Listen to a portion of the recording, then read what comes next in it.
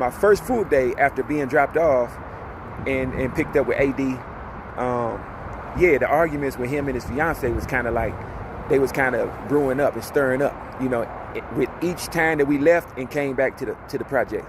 Each time that we left and came back to the project, it didn't matter where we went to, how long we was gone. Each time that we left and came back to the project, his fiance was on his ass, right? So I knew that some shit was getting ready to happen, but I really knew some shit was getting ready to happen when he came out that project door, and I was sitting in the car waiting for him, and he came out, and she came flying out the door, and she said, "You know what? And homie, I love you, man. If you ever watch this, man, AD, I love you, but this the truth, man. You know what I'm saying?" She came out in the middle of their little argument, and she came flying out that project door, and she said, "You know what? You a little bitch, right?"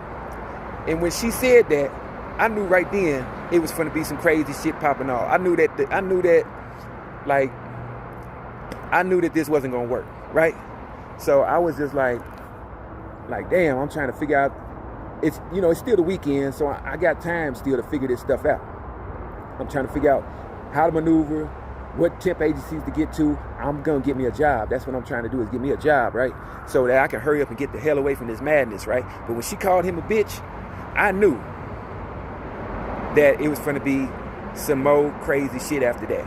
Now, he didn't do anything at that moment, He just walked up on her and said, "Listen, what you say?" And then after that, we came back a couple more times and left and came back and stuff like that. And the next thing the police got involved, and a lot of arguing, a lot of yelling and throwing stuff and breaking stuff and stuff like that. There wasn't no physical stuff going on other than, just throwing stuff and breaking stuff and all that. And so all that happened, the police got called and whatnot, and we ended up going to one of the homies' house that AD had showed me to previous to all that stuff happened that day.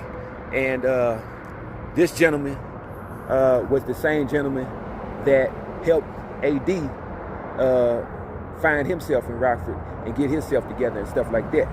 And this gentleman's name is Malcolm Payne.